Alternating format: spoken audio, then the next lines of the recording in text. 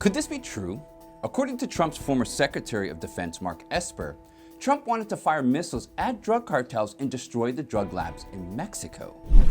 Has Elon Musk put his life in danger for allowing Ukraine to use his Starlink satellite system?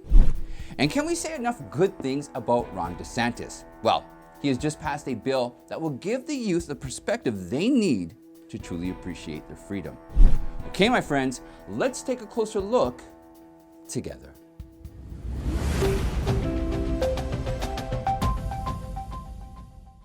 In his upcoming book, Mark Esper says then President Trump floated the idea of launching missiles into Mexico. According to Esper, Trump said he wanted to, quote, destroy the drug labs and wipe out the cartels. In an interview with 60 Minutes, Mark Esper describes some of the dangerous ideas that were coming from the ex-president and his inner circle that he says, quote, could have taken the country in a dark direction. The president pulls me aside on at least a couple occasions and suggests that maybe we have the U.S. military shoot missiles into Mexico. He would say to go after the cartels. And we would have this private discussion where I'd say, Mr. President, I understand the motive, because he was very serious about dealing with drugs in America. I get that. We all understand. Why did you think he would fire you?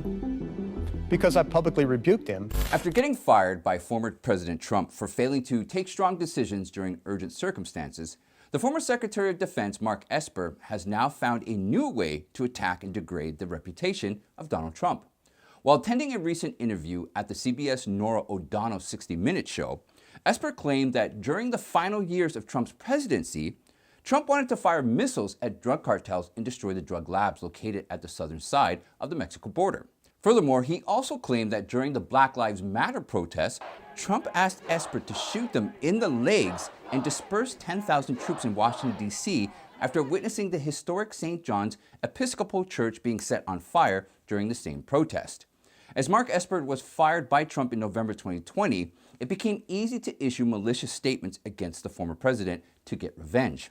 However, if you look closer, the truth behind the statements is far more haunting than you could imagine. You see, the Mexican cartels operate and distribute methamphetamines and fentanyl drugs from the labs located in the southern side of the Mexico border into the United States. And because of the overdosing of those two drugs, which is around 100,000 Americans who die every year, according to an April 2021 report from the CDC, around 100,306 Americans died overdosing on these drugs from April 20th to April 2021. Which is a massive 28.5% jump from the year 2020. 78,056 Americans died from overdosing. And in October 2021, near the border of Mexico City, the Mexican soldiers and police seized a mega lab stretching 2 stories tall with chemical preparation vats that could manufacture a massive 5,000 kilograms of raw materials for methamphetamine at one time. Now, all these facts prove that even if former President Trump was thinking of taking such actions against the Mexican drug cartels, he was doing it to save the precious lives of innocent citizens. After denying Esper's comments, President Trump's office has also issued a statement in which Trump replied, Mark Esper was weak and totally ineffective, and because of it, I had to run the military. I took out ISIS, Qasem Soleimani, al-Baghdadi, rebuilt the military with $2.5 trillion, created Space Force, and so much more. Mark Esper was a stiff who was desperate not to lose his job.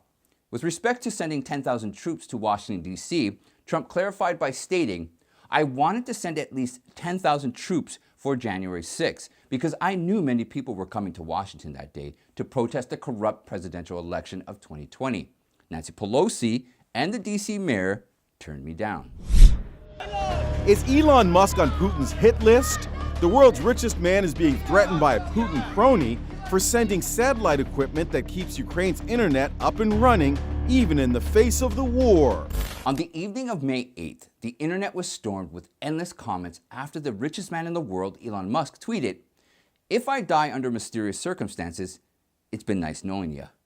The tweet was made after Chief of Russia's space agency, Dmitry Rogozin, threatened Musk with serious consequences for helping out Ukraine's military and its citizens with its Starlink internet broadband service. While sharing this message with the Russian media, Dmitry said, From the testimony of the captured commander of the 36th Marine Brigade of the Armed Forces of Ukraine, Colonel Dmitry Kormyakov, it turns out that the internet terminals of Elon Musk's Starlink satellite company were delivered to the militants of the Nazi Azaz battalion and the Ukrainian Marines in Mariupol by military helicopter. According to our information, the delivery of the Starlink equipment was carried out by the Pentagon. Elon Musk, thus, is involved in supplying the fascist forces in Ukraine with military communication equipment. And for this, Elon, you will be held accountable like an adult, no matter how much you will play the fool. Now, if you look at these statements, it clearly shows how badly the Russian military was affected after Elon Musk fearlessly gave access to his Starlink satellites to the Ukrainian military in late February.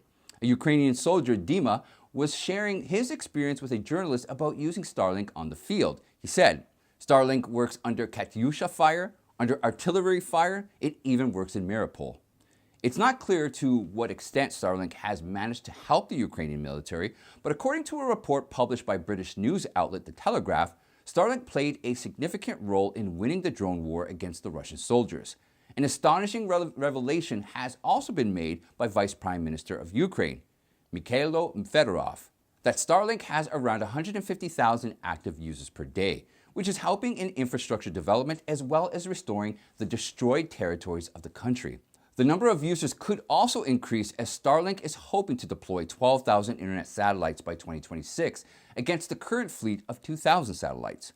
Orbiting at 340 miles from the surface of Earth, Musk said that Starlink is specifically designed to provide high-speed internet in remote areas as well as during calamities or war. Chief of Russia's space agency, Dmitry Rogozin, who recently threatened all NATO nations that Russia could destroy them in half an hour, is also responsible for committing hacking attempts against Musk's Starlink during the month of April, but failed miserably. Furthermore, Dmitry called Musk Little Devil and mocked his idea of buying Twitter to restore freedom of speech.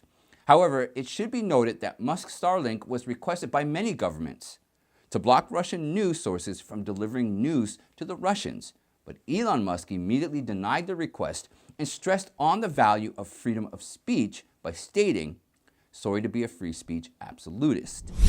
Voters are headed to the polls today in Nebraska and West Virginia as primary elections ramp up for this year's midterms. We have Republican on Republican. One of the big wedge issues here is infrastructure in West Virginia. Primary day in West Virginia, and the results could provide a preview of this year's congressional contest. The future of the GOP now heavily depends on the 2nd Congressional District of West Virginia, as two strong Republicans face each other for the 2022 primary elections. On one side, Representative David McKinley stands tall with the support of the leading Republican industries of the state, while on the other side, we have former President Donald Trump endorsed Representative Alex Mooney. Now, both are Republicans and both are fighting for the same legislative priorities, like securing the border, defending the Second Amendment, rebuilding the economy, advocating for states' coal industry, abolishing abortion, supporting law enforcement and veterans, and battling opioid addiction. However, Trump considers McKinley as a rhino who supported the infrastructure bill and the sham January 6 Unselect Committee. Surprisingly, McKinley was among 13 of 209 House Republicans to vote for the January 6 Commission that focused on investigating the attack on the Capitol building. And despite standing against former President Trump, McKinley recently stated in his Facebook account that, "I stood with President Trump 92% of the time more than Alex Mooney to build the border wall and defend his American First agenda." Regarding Alex Mooney, Trump said, "We have to make sure that we vote for this great gentleman, a friend of mine, and really a warrior in every sense. Alex is an American First warrior, a House of Representatives person that I call, and he always has been there for me." Now, it should be noted that West Virginia has 448,900 registered Republicans. That constitutes around 36.8% of the total electorate, whereas 444,600 are registered Democrats that constitute around 36.5% of the total electorate. But the game changer is the amount of 275,000 unaffiliated registered voters or independent voters that have played a major role in establishing the dominance of the GOP in the state. And as Trump captured around 69% of the state's voting during the 2020 election, it seems his influence on backing Alex Mooney will go a long way in establishing a Trump-backed Republican government. However, McKinley could also give a serious competition to Mooney because he is backed by Joe Manchin, Governor Jim Justice, former Trump administration U.S. Secretary of State Mike Pompeo, the state's Chamber of Commerce, the West Virginia Manufacturers Association, and the Gas and Oil Association of the state. Republican primary is growing ugly. Trump's former Secretary of State is questioning Oz's loyalty to America after ABC News reported that Oz, who is a dual U.S.-Turkish citizen, voted in Turkey's 2018 election. So when people say I won't support guns, they're dead wrong. Boom! Other conservatives know that I'm strong on the Second Amendment. Ted Nugent, Rick Perry, President Trump. But our Second Amendment is not just about hunting. It's about our constitutional right to protect ourselves from intruders or an overly intrusive government. So as your next U.S. Senator, I will fight for our constitutional rights. The integrity of the famous American Turkish TV personality, Dr. Mehmet Oz, who is backed by Trump to run for the Pennsylvania GOP Senate, has now been put into question after discovering the choice to serve in the Turkish military.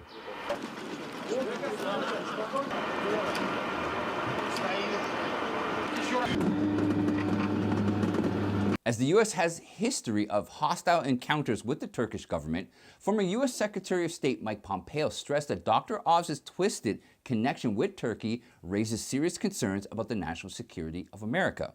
Oz's integrity received more heat after it was discovered that Dr. Oz, despite having dual citizenship of both countries, has refused to give up his Turkish citizenship. The reason for this refusal relates to his need to visit his aging mother in Turkey, who is suffering from Alzheimer's disease. However, despite giving this reason, Oz later claimed that he is ready to give up his citizenship if he gets elected. Although Oz was born in the Cleveland city of Ohio, many leaders are now claiming that Pennsylvania state has always been represented by the patriotic American conservative, and it needs a candidate who is best suited to serve in the seat. A spokesman of the rival Republican candidate, David McCormick, said, "The people of Pennsylvania deserve a U.S. senator who will serve their interest and their interest only and not be conflicted on some of the most important security issues facing our country." Mehmet Oz sought out and maintained to this day dual citizenship with Turkey and chose to serve in the Turkish military. Furthermore, he said Oz is now saying he would renounce his dual citizenship for Turkey, but only on the condition that the people of Pennsylvania elect him to the U.S. Senate first. If you're a Pennsylvania voter rightfully concerned about Mehmet Oz's Turkish military and government ties, his response to you is you must elect him to the Senate first before he does anything to alleviate your concerns. Ron DeSantis signed a new bill having Florida recognize November 7th as Victims of Communism Day. The governor says its goal is to honor the millions who have fallen victim to communist regimes across the world. The state of Florida are reminded about the atrocities committed by Mao Zedong when he led communist China. He had tens of millions of people die because of the communist ideology. Things like the Great Leap Forward and the Cultural Revolution. And of course, China continues to be the leading force of oppression around the world. In his effort to show the world how dangerous the Chinese Communist Party could become for the entire world, Florida Republican Governor Ron DeSantis signed a bill on Monday that required public schools to make students aware about the genocide and other horrific attempts conducted by the communist governments through history. According to the Victims of Communism organization, communist governments like the CCP or the Soviet Union are responsible for deaths of at least 100 million people during the 20th century. Inhumane actions like political pressure, mass starvation, and religious persecution are common features found in these communist governments. The bill also talks about the economic philosophies of German philosopher Karl Marx, in which he claimed that communism has already given birth to totalitarian dictators like Joseph Stalin, Vladimir Lenin, Mao Zedong, and Pol Pot.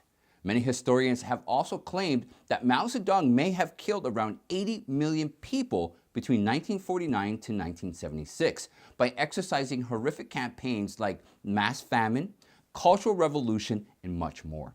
If we look at the 21st century, CCP is now following the footsteps of Mao's philosophy by targeting religious groups like the Falun Gong and committing genocide of Uyghurs and Christian minorities in the country.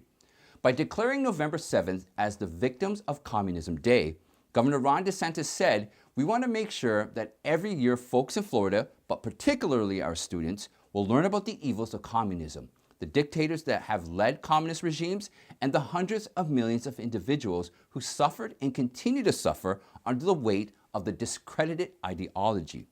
Furthermore, the awareness about the horrors of communism will begin from the 2023 to 2024 school year for students pursuing the U.S. government course, in which a 45-minute lecture will be expressed during the Victims of Communism Day. And that's it for today, my friends. Don't forget to like and share, and most importantly, join our member site and support the mission to deliver truthful information. I rather depend on the generosity of you, people I can trust, than ever be dependent on YouTube again. I'd like to thank you all for spending time with me, and I'll see you next time.